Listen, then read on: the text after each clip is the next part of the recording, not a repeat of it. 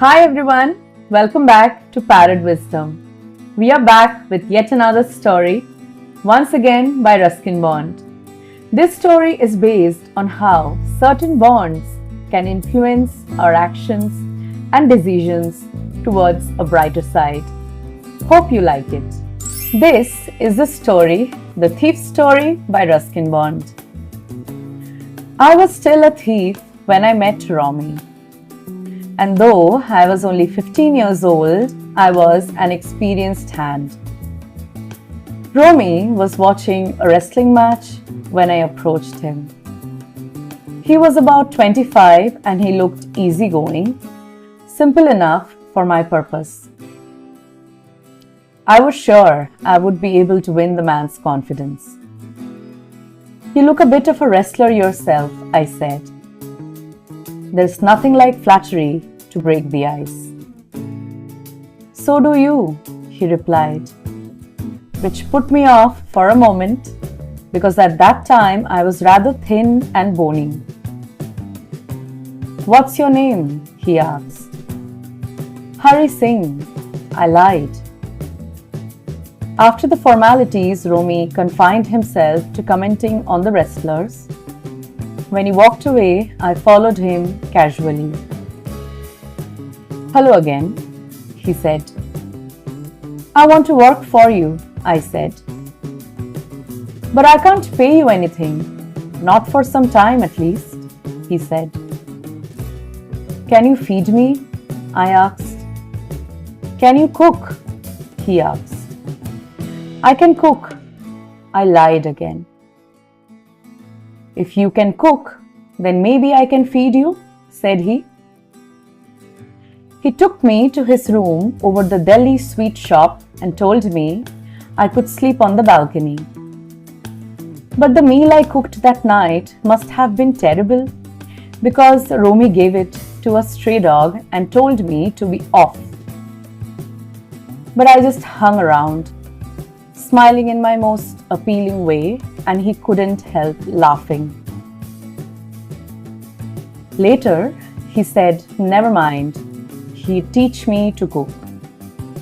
He also taught me to write my name and said he would soon teach me to write whole sentences and to add figures.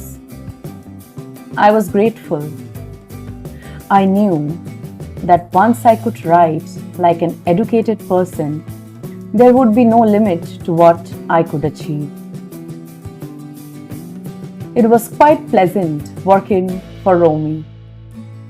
I made tea in the morning and then took my time buying the day's supplies, usually making a profit of 2 or 3 rupees.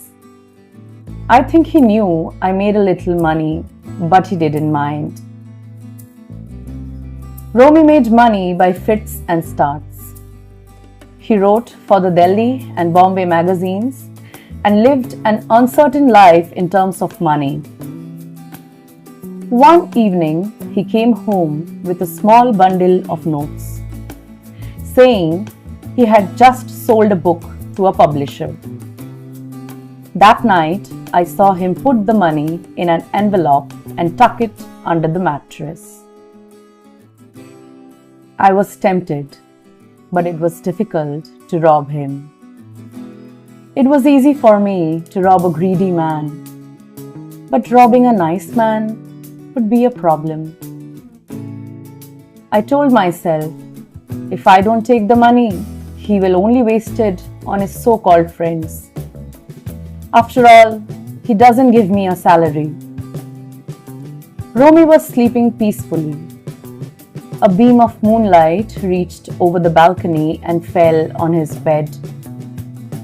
I sat on the floor and observed. If I took the money, I could catch the 10:30 express to Lucknow. Slipping out of my blanket, I crept over to the bed. My hand slid under the mattress, searching for the notes.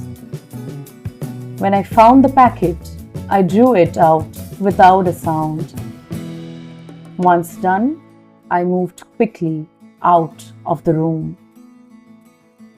Once on the road, I began to run. When I had got quite far, I slowed to walk and taking the envelope, I counted the money. 700 rupees in 50s. I could live like a prince for a week or two.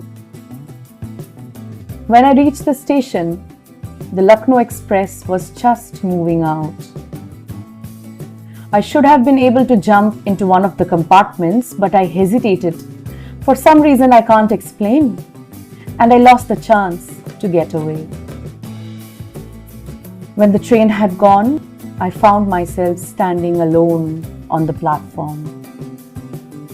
I had no idea where to spend the night. I had no friends, and the only person I knew was the man I robbed. It started to rain, and the notes were soaked through. I knew that Romy would be sad when he discovered the theft. Not for the loss of money, but for the loss of trust. I thought, in the morning, he would have probably given me 5 rupees to go to the movies, but now I had it all. No more cooking meals, running to the bazaar, or learning to write sentences. Sentences? I had forgotten about them in the excitement of the theft. Writing complete sentences I knew could one day bring me more than 100 rupees. It was a simple matter to steal, but to be a really big man, a respected man, was something else. I should go back to Romy, I told myself. I hurried back to the room feeling very nervous. It was much easier to steal something than to return it. Romy was still asleep. I crept to the head of the bed. Then I found the edge of the mattress and slipped the money beneath. I awoke late the next morning to find that Romy had already made the tea. He stretched out a hand to me. There was a 50-rupee note. My heart sank. I made some money yesterday, he said.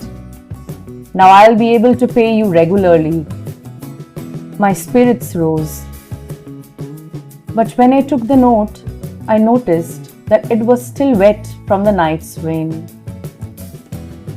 So he knew what I had done. But neither his lips nor his eyes revealed anything. Today we will start writing sentences, he said. I smiled at Romy in my most appealing way, and this time the smile came by itself without any effort. The end. That's about all for this video. Hope you enjoyed watching our video. Do let us know your experience in the comment section. Follow us, subscribe to our channel, like and share, and stay tuned for the next video.